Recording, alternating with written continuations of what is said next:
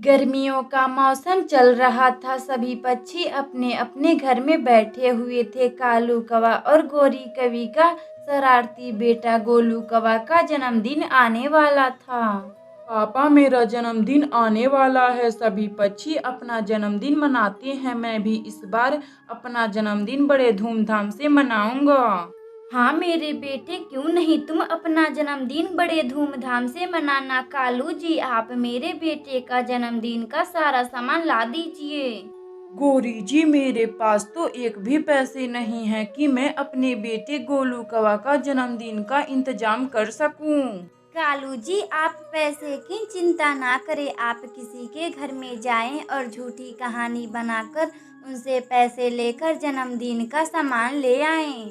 गोरी जी, क्या बात बोली हैं आप। इससे किसी को शक भी नहीं होगा कि हम लोग जन्मदिन के लिए पैसे मांग रहे हैं, वरना जन्मदिन मनाने के लिए हमें कोई पैसा नहीं देगा। कालू जी, अब आप जल्दी जाइए और किसी को उल्लू बनाकर पैसे ले आइए। हाँ पापा, आप जाइए और मेरे जन्मदिन का सारा सामान ले आइए। फिर कालू कौवा अपने बेटे के जन्मदिन के लिए पैसे निकलवाने के लिए उल्लू के पास जाता है और झूठी कहानी बनाकर सुनाने लगता है। उल्लू उल्लू, मेरा मदद करो, मुझे पैसों की बहुत जरूरत है। कालू भैया, क्या बात है, बोलो, तुम ऐसे क्यों रो रहे हो, बोलो क्या बात है। उल्लू, मेरे बेटे को बुखार हो गया है, मुझे पैसों की बहुत जरूरत है। कालू, तुम सही तो बोल रहे हो ना, पिछली बार तुमने मुझसे झूठ बोलकर पैसे मांगे थे। उल्लू, मैं इस बार सही बोल रहा हूँ। सचमुच मेरे बेटे गोलू कौवा को बहुत तेज बुखार है। कालू कौवा का बात सुनकर उल्लू को शक हो जाता है, लेकिन फिर भी उल्लू कालू कौवा को पैसे 200 दे देता है। उल्लू उल्लू, तुम्हारा बहुत बहुत धन्यवाद, तुमने मेरी मदद की, मगर मेरा 200 से काम नहीं चलेगा। कालू, मेरे पास तो केवल इतने ही हैं। अगर तुम्हें और पैसे चाहिए तो तुम बंटी कबूतर के पास चले जाओ। कालू कौवा फिर उल्लू की बात सुनकर वह कुछ और पैसे मांगने बंटी कबूतर के पास जाता है। बंटी कबूतर, तुम्हारे पास पैसे हो तो मुझे दे दो। मेरे बेटे को बहुत तेज से बुखार है। मेरे पास पैसे नहीं हैं कि मैं अपने बेटे का इलाज करवा सकूं। कालू, तुम चिंता ना करो, मेरे पास यह कुछ पैसे हैं, तुम इसे लेकर जाओ, अपने बेटे का इलाज करवा देना।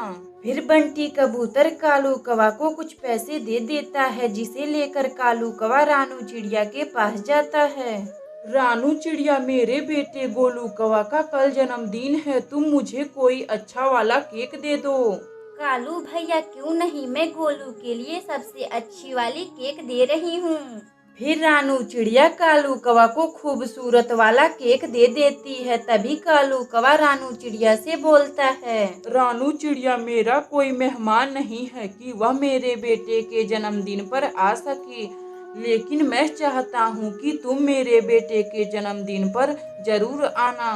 कालू भैया, क्यों नहीं, मैं गोलू के जन्मदिन में जरूर आऊंगी। इसी तरह दिन गुजर जाता है। अगली शाम को गोलू कौवा का जन्मदिन आ जाता है। गोलू कौवा रानू चिड़िया का इंतजार कर रहा था कि जब रानू चिड़िया आएगी तभी मैं केक काटूंगा।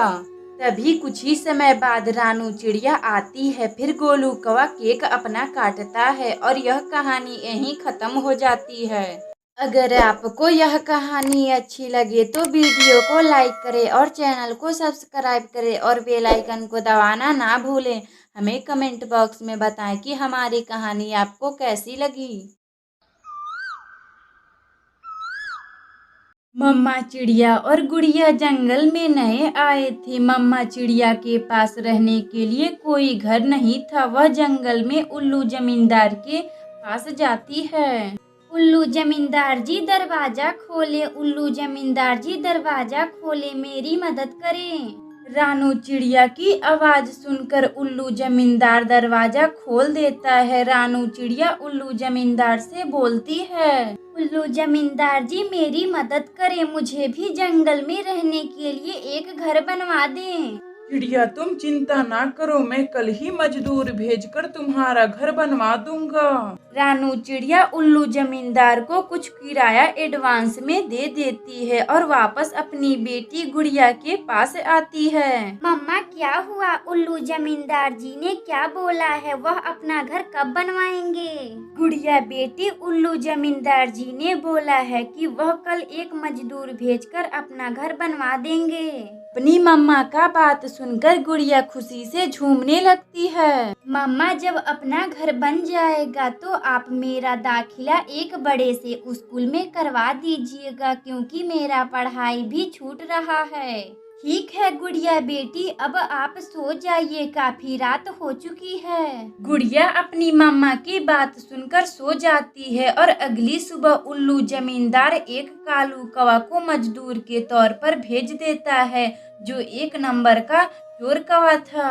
रानू चिड़िया, मुझे कहाँ घर बनाना है? मेरी मजदूरी काफी महंगी चलती है। कालू भैया, आप पैसे की चिंता ना करें, मेरे पास बहुत पैसे हैं, आप मेरा पहले घर बना दीजिए।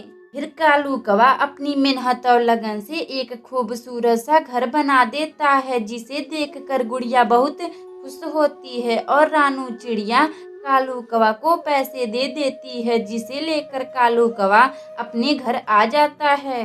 कालू जी, आप इतने ढेर सारे पैसे कहाँ से लाए हैं? इतने ढेर सारे पैसे तो मैंने जिंदगी में कभी ही नहीं देखी हूँ। गोरी जी, यह सारे पैसे मैं जंगल में एक चिड़िया के घर काम किया हूँ, उसी ने यह मुझे सारे पैसे दी है। कालू जी, क्यों नहीं हम उस चिड़िया का सारे पैसे चुरा लेते हैं, जिससे हम खूब अमीर बन सकते हैं। गोरी जी, हाँ जरूर, क्यों नहीं। आपने तो मेरी मन की बात छीन ली। मैं आज रात ही चिड़िया का सारा पैसा चुरा ले आऊंगा। इसी तरह गोरी कवि और कालू कौवा बातें कर रहे थे। रात हो जाती है और कालू कौवा चिड़िया का पैसा चुराने निकल जाता है। रानू चिड़िया और गुड़िया गहरी नींद में सोई हुई थी। तभी कालू कौवा को चिड़िया का संदूक बक्सा दिखाई देता है, जिसमें सभी पैसे थे। जल्दी से मुझे सारे पैसे चुरा लेना चाहिए, वरना चिड़िया जग जाएगी। कालू कौवा आहिस्ता आहिस्ता बक्सा खोल देता है, सारे पैसे चुरा लेता है और उसे लेकर अपनी पत्नी गोरी कवि के पास आता है। अगली सुबह रानू चिड़िया अपने पैसे को ना देखकर वह बहुत रोने लगती है। मेरे सारे पैसे चोरी हो गए, अब मैं क्या करूंगी? मुझे तो कुछ समझ भी नहीं आ रहा है। रानू चिड़िया को इस तरह रोता देखकर बगल का पड़ोसी राजू कबूतर रानू चिड़िया के पास आता है। चिड़िया बहन, क्या हुआ? तुम ऐसे क्यों रो रही हो? कबूतर भैया, मैं जंगल में अभी नई आई हूँ, मुझे जंगल के तौर तरीके नहीं पता है और मेरे सारे पैसे चोरी हो चुके हैं। चिड़िया बहन, तुम्हारा घर कौन से पक्षी ने बनाए हैं? कबूतर भैया, मेरा घर बनाने के लिए एक कालू कौवा आया था। चिड़िया, मुझे सब पता चल गया। तुम्हारे सभी पैसे कालू कौवा ले गया है। जमींदार और कालू कौवा आपस में मिले हुए हैं, लेकिन तुम चिंता ना करो। अब तुम मेरे दुकान पर मोमोज बेचना और वहीं रहना। कबूतर भैया, आपका बहुत बहुत धन्यवाद, जो आपने मेरी मदद किए हैं। उस दिन से रानू चिड़िया राजू कबूतर की दुकान पर काम कर कर अपनी बेटी गुड़िया के साथ खुशी खुशी रहने लगती है। अगर आपको यह कहानी अच्छी लगे तो वीडियो को लाइक करें और चैनल को सब्सक्राइब करें और बेल आइकन को दबाना ना भूलें। हमें कमेंट बॉक्स में बताएं कि हमारी कहानी आपको कैसी लगती है।